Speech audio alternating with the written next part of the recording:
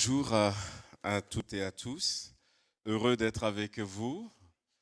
J'ai voulu amener le soleil, mais je n'avais pas réussi. Ça a pointé un tout petit peu quand je suis arrivé ici, mais à nous, il pleuvait. Ici, c'était hier, qu'il a beaucoup plu peut-être. Non, cette nuit, ouais. Je vous apporte les salutations de l'église de Villefranche-sur-Saône. Les frères et sœurs pensent à vous. Ils prient pour vous. Amen. Gloire à Dieu. On est bien dans la présence du Seigneur. Et nous savons que bientôt, très bientôt, même si on n'a pas la date, c'est pas la peine, on va partir et on restera pour toujours avec notre Seigneur. Amen. La Bible dit que cette espérance doit être dans notre cœur. Et ce matin, j'aimerais partager avec vous une pensée concernant la vie de Pierre pour nous amener un peu plus loin dans la préparation que nous devons, chacun d'entre nous, faire ces jours-ci pour que ce jour ne nous surprenne pas. Amen. Voilà, on va lire dans l'évangile de Luc au chapitre 5, un passage que certains connaissent bien.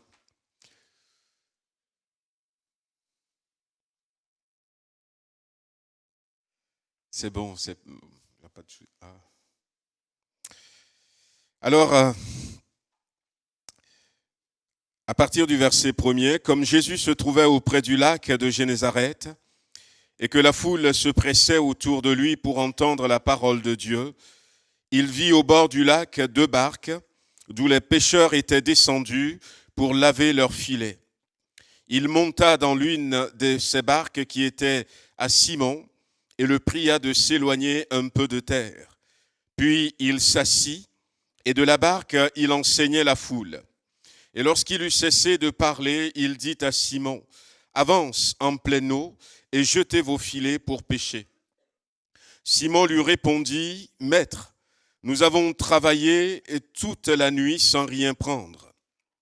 Mais sur ta parole, je jetterai le filet. » L'ayant jeté, ils prirent une grande quantité de poissons et leur filet se rompait.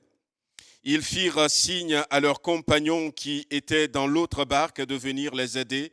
Ils vinrent et ils remplirent les 2 barques au point qu'elles enfonçaient. Quand il vit cela, Simon-Pierre tomba aux genoux de Jésus et dit, « Seigneur, retire-toi de moi, parce que je suis un homme pécheur. » Car l'épouvante l'avait saisi, lui et tous ceux qui étaient avec lui, à cause de la pêche qu'il avait faite. Il en était de même de Jacques et de Jean, fils de Zébédée, les associés de Pierre. Amen. Voilà donc ce passage, au travers de ce passage, j'aimerais, comme je disais tout à l'heure, nous encourager à continuer à nous préparer pour cet événement glorieux qui nous attend. Et comment mieux nous préparer qu'en faisant ce que le Seigneur attend de nous, en se trouvant là où il nous veut. Quand on lit ce passage de la Bible dans l'évangile de Luc, on a l'impression que c'est la première fois que Jésus rencontre Pierre. Mais la Bible nous dira dans Jean que ce n'est pas la première fois que Jésus va rencontrer Pierre ou que Pierre va rencontrer Jésus. La première fois, c'était son frère André qui a été lui dire « Nous avons trouvé le Messie » et l'a amené vers Jésus-Christ. Et quand Jésus avait vu Pierre, il va lui dire « Tu es Simon, fils de Jonas, tu seras appelé Pierre. » Qu'est-ce qui s'était passé ensuite? Le Seigneur, la première fois, avait donné une parole à Simon. Le Seigneur, en disant cela, tu es Simon, fils de Jonas, tu seras appelé Pierre. Et en train de dire quelque part à Pierre, je te connais très bien. D'ailleurs, ce n'est pas André qui avait donné le nom de son frère à Jésus. Je te connais très très bien, je sais d'où tu viens, je connais ton père.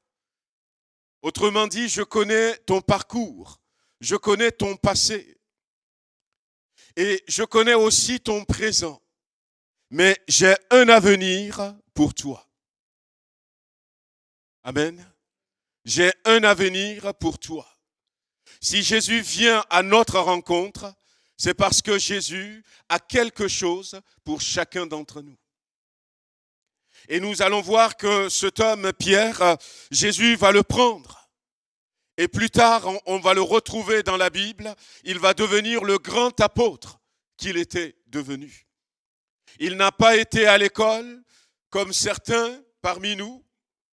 La Bible dira que ce sont des gens du peuple sans instruction, mais il était devenu quelqu'un de formidable, quelqu'un d'incontournable, quelqu'un qui va à un moment donné tenir tête aux Sanhédrins, aux pharisiens, à ceux qui ne voulaient pas de Jésus-Christ, quelqu'un qui va recevoir des paroles qu'il n'a même pas apprises. Sa première prédication, il va citer l'Ancien Testament, il parlera de Joël, il va parler de David, il va être animé d'un courage et grâce à lui, non seulement 3000 personnes vont se tourner vers Jésus à la première prédication, mais beaucoup d'autres vont venir et des païens, les gens vont venir. Ce matin, j'ai envie de nous dire dans un premier temps que Dieu a un projet pour la vie de chacun d'entre nous. Dieu connaît notre avenir. Dieu désire nous donner un avenir. C'est dans Jérémie, vous connaissez ce verset, le chapitre 29, qu'à un moment donné, Dieu va dire par la bouche de Jérémie, « Je connais les projets que j'ai pour toi. » Projet de paix et non de malheur, pour vous donner de l'avenir, pour vous donner de l'espérance. Jérémie lui-même, Dieu va lui révéler quelque chose. Dieu va lui dire, quand tu étais encore dans le ventre de ta maman, quand tu n'étais qu'une masse de sang, eh bien c'est là que j'avais choisi de faire de toi un prophète des nations. Dieu a un plan pour notre vie. Il a un plan pour ton avenir. Je ne sais pas où est-ce que vous vous trouvez en ce moment, mais que nous puissions le réaliser une fois de plus, que nous ne sommes pas là par hasard, parce que Jésus n'est pas venu par hasard. Dans la Bible, lorsque la Bible va nous dire que nous sommes rachetés par le sang de Jésus-Christ. Ce mot « racheter » voudrait également dire, c'est vrai qu'en français on lit « racheter », mais ce mot « racheter » a plusieurs sens, plusieurs significations en grec. Et une des significations de ce mot « racheter », c'est quitter sa maison avec intention, aller sur une place du marché pour aller acheter quelque chose dont on a besoin. Voyez, c'est le mot ekagorazo. En grec, je ne sais pas si j'ai bien prononcé ça. Quelqu'un qui dit, je vais aller au marché pour aller chercher quelque chose. Ce n'est pas par accident, bien-aimés, que nous sommes là. C'est le plan de Dieu. Il a quitté le ciel intentionnellement parce que chacun d'entre nous ici, ce matin, il nous voyait au loin et il désirait nous offrir un avenir. L'avenir que le Seigneur voulait donner à Pierre, il va le lui dire plus tard, lorsque Pierre un jour va lui poser la question. Pierre va lui dire, nous avons tout quitté pour te suivre. Et Jésus va lui dire, vous allez recevoir des choses dans cette vie, mais aussi dans la vie à venir. L'avenir que Dieu a pour vous ce matin, a pour moi ce matin, l'avenir qu'il a pour chacun d'entre nous ne s'arrête pas sur cette terre, mais ça dépasse la terre. Amen. Pas plus tard que hier, je lisais un verset dans la Bible concernant, je faisais une étude sur les sacrificateurs. Et je suis tombé sur un verset qui se trouve dans le livre de l'Apocalypse, où il est dit que nous serons sacrificateurs du Père pendant les 1000 ans qui vont venir, à partir du moment où Jésus va revenir physiquement sur cette terre. Dieu a un avenir pour chacun d'entre nous. Et Jésus va communiquer cette parole à Pierre la première fois, tout comme peut-être certains d'entre nous ont reçu la pensée du Seigneur, ont rencontré le Seigneur, ont compris ce que le Seigneur attendait d'eux, et puis ils ont continué leur vie. Pierre a reçu cette belle parole, cette promesse, et puis il était parti. Et là, le Seigneur le rencontre à nouveau. Et cette rencontre avec Pierre va être déterminante pour lui. Et ce matin, le désir de mon cœur, c'est que il y a une rencontre déterminante pour quelqu'un au milieu de nous. Une rencontre qui va permettre à quelqu'un de rentrer, quelqu'un qui n'est pas encore rentré dans sa destinée, qui n'est pas encore rentré dans le plan que Dieu a pour sa vie. Que cette rencontre puisse permettre à quelqu'un de rentrer concrètement dans le plan de Dieu pour sa vie, dans la destinée que le Seigneur a préparée pour chacun d'entre nous. La Bible nous dit que Jésus était arrivé ce matin très tôt. Pierre aussi, avec ses compagnons, revenait de la pêche. Ils étaient là en train de réparer leur filet, en train de sortir peut-être toutes les choses, les ordures qu'ils ont attrapées.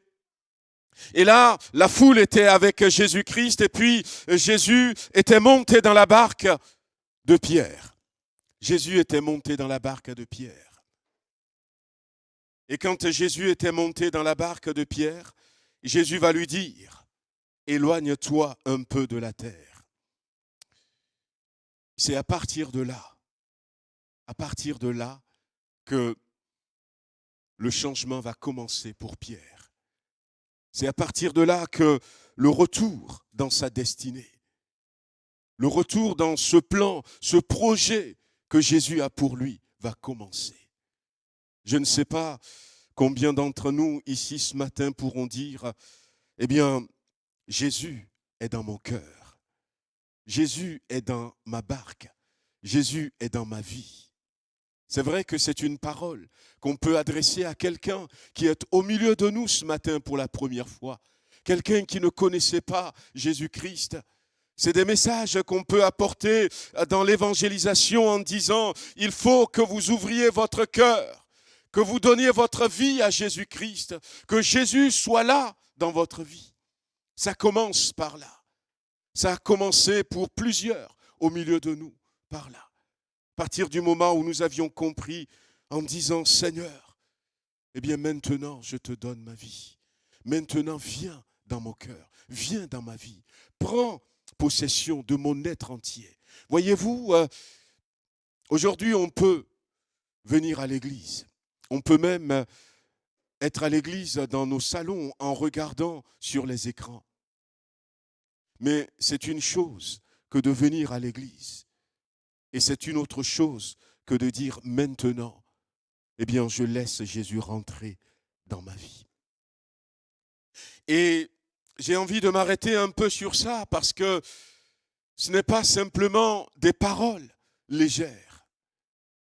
Peut-être que certains diront, oui, moi j'ai donné mon cœur à Jésus. Est-ce que c'est Jésus qui gouverne ma vie? Est-ce que c'est Jésus qui m'aide dans les décisions que je prends? Ou est-ce que j'ai simplement dit, Jésus est dans ma vie et puis je continue de vivre ma vie comme je l'entends, comme je veux? Ou même des fois, comme la société me demande de vivre ma vie, comme les situations me demandent de vivre ma vie. Jésus est rentré dans la barque et Jésus a dit à Pierre, éloigne-toi un peu de la côte. Et Pierre a été obligé de faire ce que Jésus a dit. Et même lorsque il avait aussi une remarque, nous l'avions lu tout à l'heure, Jésus lui dit, avance encore en pleine eau et jetez vos filets. Et Pierre va dire à ce moment-là, nous avons travaillé toute la nuit sans rien prendre. Mais puisque tu es dans ma barque, puisque je t'ai donné ma vie, eh bien je vais faire ce que tu dis. C'est ce que tu dis que je vais faire. La tentation est là des fois de dire, je vais montrer au Seigneur que j'ai raison. Est-ce que je peux avoir raison devant Dieu? Et des fois même, la tentation peut être, je vais lui enseigner que c'est la nuit qui est le plus favorable à la pêche. Mais Pierre n'est pas allé jusqu'au bout. À un moment donné, il a réalisé que c'est ce qu'il dit qu'il faut que je fasse. Est-ce que quand nous prenons nos décisions, nous le prenons avec le Seigneur? Ou est-ce que nous nous disons simplement chrétiens, mais nous faisons ce que bon nous semble? Lorsque Jésus-Christ vient dans notre vie, ce qu'il attend de nous, c'est que nous lui laissons toute la place. Qu'il ne soit pas à l'étroit dans notre vie. Qu'on ne le consulte que lorsqu'il y a un danger. Que lorsqu'il a commencé à pleuvoir et j'ai besoin d'un parapluie, alors je vais vite aller vers lui en disant « Couvre-moi que je ne sois pas mouillé ». Mais Jésus attend à ce qu'on lui dise « Seigneur, maintenant voici ma vie. Comment est-ce que je fais? Seigneur, je veux prendre cette direction. Est-ce que c'est la bonne ?» David va nous montrer à plusieurs reprises, avant d'aller combattre, qu'il faut toujours consulter l'Éternel. Même quand des fois, ça semblait être évident. En ce temps-là, David et ses soldats étaient sortis. Ils ont combattu les Philistins. Ils ont remporté la victoire. Et ils sont rentrés à la maison. Ils étaient dans la joie. Mais les Philistins, ils se sont remobilisés rapidement. Et avant même qu'il n'ait le temps, David et ses hommes, de célébrer la victoire, les Philistins sont revenus à l'attaque. Alors les sentinelles qui étaient placées ont dit à David, eh bien les Philistins les voilà à nouveau. Et puis autour de David, certains ont dit, allons-y, allons-y, et puis on va les vaincre à nouveau. David dit non, on ne va pas aller comme ça, consultons encore l'Éternel. On venait d'avoir une victoire, mais consultons encore l'Éternel. Et heureusement que David, c'est celui qui veut laisser Dieu guider ses choix, ses décisions. Il repartirait comme les généraux, ceux qui sont autour de lui auront dit, ils allaient perdre. Mais en consultant le Seigneur lui a montré la bonne manière d'attaquer cette fois-ci les Philistins pour avoir la victoire. Ça commence par là, frères et sœurs. Et Pierre l'avait compris. Il avait laissé Jésus non seulement rentrer dans cette barque physique, mais aussi dans sa vie, dans son cœur. Et une parole étonnante de la part de Pierre, c'est dans le livre des Actes des Apôtres, au chapitre 3. Pierre avec Jean se retrouve devant le temple et il y avait là un homme paralysé. Et cet homme était paralysé depuis des années. Il n'arrivait pas à marcher. Alors il se tenait là, peut-être de temps en temps, quand on le portait jusque-là pour demander de l'argent.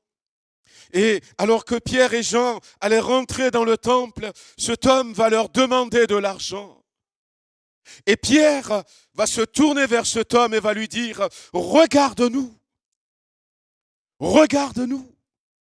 Alors la Bible dit que cet homme va regarder à Pierre et va regarder à Jean. Il va les regarder de manière à ce qu'ils puissent recevoir quelque chose. Mais là, il va se passer un miracle en regardant Pierre, en regardant Jean. Il n'a pas vu quelqu'un qui était riche, quelqu'un d'argenté.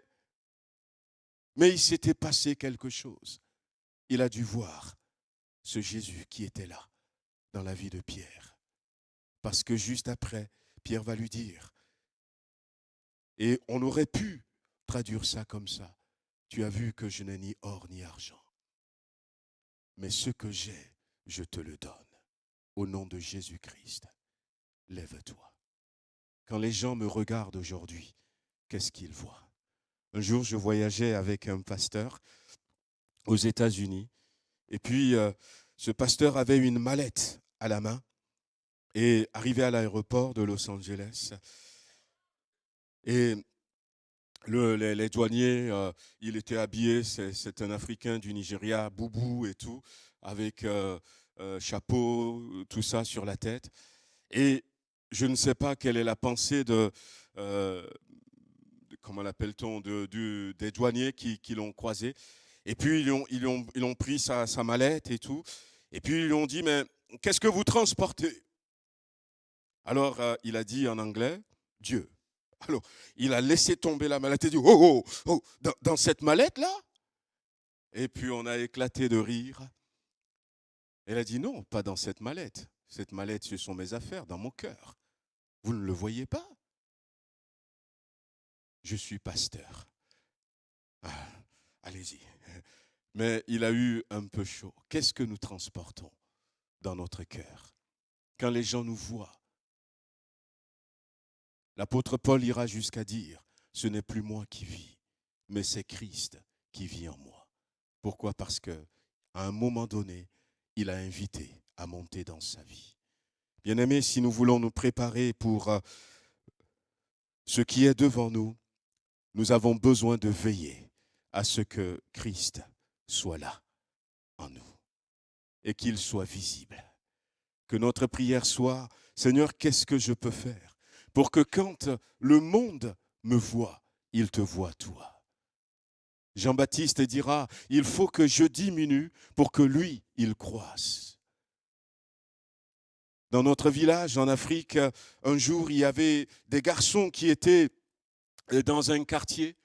Et ces garçons qui n'étaient pas des chrétiens, des garçons de mauvaise vie, ils ont décidé à un moment donné, vous savez, quand on est sans Christ, on a des idées. Ils ont dit, eh bien, on va courtiser toutes les filles du quartier. Et ils l'ont dit publiquement. Et ils ont dit, ben, même si les filles le savent, eh bien, on va se préparer de telle sorte qu'elles ne pourront pas résister lorsque on va chercher à les séduire. Et il y avait une chrétienne qui était là dans ce quartier. Et un matin, alors qu'elle allait travailler, un de ces garçons l'a abordée. Elle aussi, elle est au courant du pari de ces garçons. L'a abordée. Et au début, elle n'a rien dit. Et puis le garçon a continué à chercher à la courtiser. Et puis à un moment donné, elle a éclaté en sanglots. Et elle était rentrée à la maison. Elle n'a pas été au travail ce jour-là. Et elle nous racontait en disant, je ne comprends pas pourquoi est-ce que ces garçons m'ont abordé. Normalement, ils devraient voir que je suis différente. Il y a quelque chose qui ne va pas avec moi. Et elle a jeûné pendant ce jour. Elle a prié. Elle a dit, Seigneur, je veux qu'à partir de maintenant, quand les gens me voient, ils te voient toi. Ils voient ta sainteté. Qu'ils voient, Seigneur, ton amour, certes, mais qu'ils voient ta présence, qu'ils voient ta lumière. Je ne veux pas ressembler à toutes les filles du village, mais je veux ressembler à toi, Jésus. Et c'est vrai que le Seigneur l'a entendu. Quand on la voit, on sait qu'il y a quelque chose de différent de cette fille. Certaines choses, on ne peut pas lui dire. Mais au contraire, les gens vont lui dire à partir de là, dis-moi, qu'est-ce que tu as? Tu as quelque chose. Et elle va leur parler de Jésus-Christ. Bien-aimés, soyons de ceux-là qui ne vont pas simplement dire « j'ai donné mon cœur à Jésus », mais qui vont veiller à ce que Jésus soit véritablement dans notre vie. Amen. Une autre étape qui va aider Pierre à revenir, eh bien, c'est cette décision qu'il a prise d'obéir à Jésus-Christ. Jésus va lui dire simplement « avance en pleine eau ». Et comme je disais tout à l'heure, il y a chasse le naturel, il revient au galop. Il y a eu cette réaction. Maître, nous avons travaillé toute la nuit et nous n'avons rien pris. Mais Pierre, à un moment donné, a su prendre le dessus. Des fois, ce n'est pas toujours facile lorsque la désobéissance vient frapper à notre porte. Mais à un moment donné, il faut prendre la décision d'obéir plutôt à Jésus-Christ. Et c'est Pierre lui-même qui dira aux pharisiens, aux Sanhédrins, jugez-en vous-même. Est-ce qu'il faut obéir aux hommes et ne pas obéir à Dieu? Ou c'est plutôt le contraire? Il a appris qu'en faisant ce que Jésus nous dit, le résultat est toujours positif. La Bible nous dira que Saül n'a pas réussi ce que Pierre a réussi. Et à un moment donné, Samuel dira à Saül, l'obéissance vaut mieux que les sacrifices. Et ce que Dieu attend de ses enfants, c'est l'obéissance. On est dans un monde où on nous enseigne petit à petit à ne plus obéir. Parce que tout le monde a des droits. Et tout le monde a des choses à valoir. Mais apprenons à obéir à Dieu. Apprenons à obéir à Dieu. Parce que derrière, eh bien, c'est notre destinée. Derrière, c'est le projet de Dieu pour notre vie. Même si c'est compliqué. Même si c'est compliqué. Un jour, il y avait une femme elle a des soucis. Cette femme, elle a beaucoup souffert. Elle a beaucoup souffert dans sa vie. Elle pouvait très mal marcher. Elle ressentait des douleurs. L'église prie pour elle, le pasteur prie pour elle. Ça fait quelques mois déjà qu'elle avait donné son cœur à Jésus. Elle était assidue, elle était seule, rejetée, abandonnée. Et un jour, dans la panique, elle téléphone à son pasteur. Elle était au bord des larmes. Pasteur, oh, si vous saviez ce qui m'arrive encore. Qu'est-ce qui vous arrive? Calmez-vous. Le diable me parle. Ah. Vous êtes sûr? Ah oui, j'ai entendu sa voix. Est-ce que vous êtes à l'église? Je vais arriver. Je vais vous expliquer. Alors elle était venue. Et puis, quand elle était arrivée chez le pasteur, l'état dans lequel elle se trouvait, cette dame, c'était à cause de la méchanceté de ses beaux-parents, qui ont réussi même à la séparer de son époux, qui l'ont tellement maltraitée, torturée, qui ne l'aimaient pas. Alors elle va dire au pasteur, eh bien pasteur, je vous assure, je lisais ma Bible tranquillement, et puis j'ai entendu une voix audible qui m'a dit, pardonne à tes beaux-parents. Le diable m'a parlé. Alors le pasteur s'était levé, a posé sa main sur son épaule et lui a dit, tu sais, ce n'est pas le diable qui t'a parlé. Et elle a dit, mais j'ai entendu cette voix, ça ne peut pas venir de moi. C'est quelqu'un qui m'a joué un tour? Le pasteur lui a dit, non, c'est Dieu qui t'a parlé. c'est Dieu qui m'a parlé. Oui, c'est Dieu qui t'a parlé. Et là, elle a fondu en larmes. Elle pleurait, sanglots. Comment, après tout ce qu'ils m'ont fait subir, peut-il me demander cela? Le pasteur va l'accompagner. Et puis, à un moment donné, elle va réussir à dire, comme c'est le Seigneur qui me le demande, je vais prier pour qu'il me donne la force de lui obéir. Et ils vont prier. Et petit à petit, la force va venir. C'est vrai que des fois, on a subi des injustices. On a subi des abus qui sont tellement importants qu'on n'arrive pas à tourner la page. Alors avec le pasteur, ils ont prié pendant quelque temps. Et puis un jour, elle a trouvé la force. Et c'était même avec joie qu'elle a pu dire, Seigneur, merci de m'avoir donné la force. Aujourd'hui, je pardonne mes beaux-parents. Et elle était partie vers le pasteur. On dit, ça y est, je les ai pardonnés. Oh, je suis tellement libre. Je ne ressens plus rien dans mon cœur. J'ai même envie, si c'est que j'ai les moyens, d'aller leur dire que je leur ai pardonné. Le pasteur lui dit, mais si tu veux, je peux t'accompagner. Et puis le rendez-vous a été pris. Le pasteur l'a accompagné. Ils n'ont pas prévenu les beaux-parents. Et puis ils sont arrivés. Le pasteur a garé la voiture et lui a dit, vas-y. Alors elle était sortie. Et les beaux-parents étaient là. Et quand ils l'ont vue,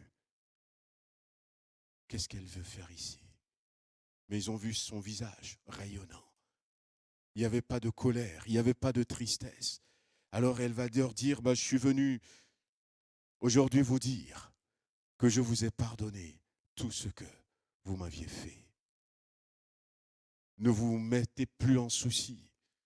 C'est pardonné, c'est effacé. Et la belle-mère, la première, a éclaté en sanglots. Le beau-père aussi a éclaté en sanglots. Ils se sont levés, ils sont venus vers elle. Et ils se sont mis à genoux. Pardonne-nous. Ça a été une très très belle réconciliation. Et le pasteur est sorti après. Il va les conduire quelque temps plus tard au Seigneur Jésus-Christ. Et quelle joie quand ils ont pris leur baptême. Mais le miracle ne s'arrêtait pas là. Eh bien, quelque temps après, elle était venue, comme d'habitude, elle le faisait à l'imposition des mains. Et on a prié pour elle. Et devant tout le monde, ses pieds se sont redressés. Les douleurs sont parties. Elle a été complètement libérée. Waouh! C'est pas toujours facile d'obéir au Seigneur. Je le sais. Je le sais. Des fois, ça demande beaucoup, surtout quand il s'agit de ces domaines où il faut pardonner. Mais Pierre nous montre que une étape pour entrer dans la destinée, dans le projet, dans le plan qu'il a pour notre vie, c'est lui obéir. Et des fois, le Seigneur ne nous demande pas des choses faciles. Ce que je vous dis là, ça m'est arrivé, où le Seigneur m'a parlé. On ne s'était pas encore marié avec ma femme à l'époque. Pardonne-lui. Ça a été compliqué. Et je ne l'aurais pas pardonné. Je ne pense même pas qu'on irait jusqu'au mariage. Voyez-vous. Mais j'ai eu une femme merveilleuse. Amen. Que le Seigneur nous aide. Et puis, je vais simplement terminer avec un autre point qui va nous ramener. Pierre avait compris quelque chose, bien-aimé. Il avait compris quelque chose. Parce que la Bible dit qu'ils ont attrapé beaucoup de poissons. Leur barque était pleine. Ils ont fait signe à Jean, Jacques, ils sont venus et ils ont rempli aussi leur barque. Et puis quand ils sont arrivés, eh bien Pierre n'avait pas dit, ah, écoutez, aujourd'hui, on peut faire entrer notre petite entreprise familiale, on peut la faire entrer en bourse. Ah ben ça y est, c'est fini. On connaît le secret d'avoir une pêche. Ce jour-là, il aurait pu vendre ses poissons et avoir autant d'argent qu'il le souhaitait. Mais la Bible dit qu'il a tout laissé pour suivre Jésus. Il a tout laissé pour suivre Jésus. Eh bien, la troisième clé, c'est que Pierre a compris finalement que le plus important, c'est Jésus. Le plus important, c'est Jésus. Que servirait-il à un homme de gagner le monde entier s'il perdait son âme? Le plus important, frères et sœurs, c'est Jésus. Il y a des jeunes au milieu de nous. Sachez que le plus important, vous qui êtes jeunes, c'est Jésus. Et plus tôt nous comprenons ça, et plus tôt nous nous attachons à lui, mieux c'est pour nous. Il n'y a rien de plus grand que Jésus-Christ. La Bible nous dit, et c'est Jésus lui-même qui va le déclarer, « Je suis la lumière du monde ».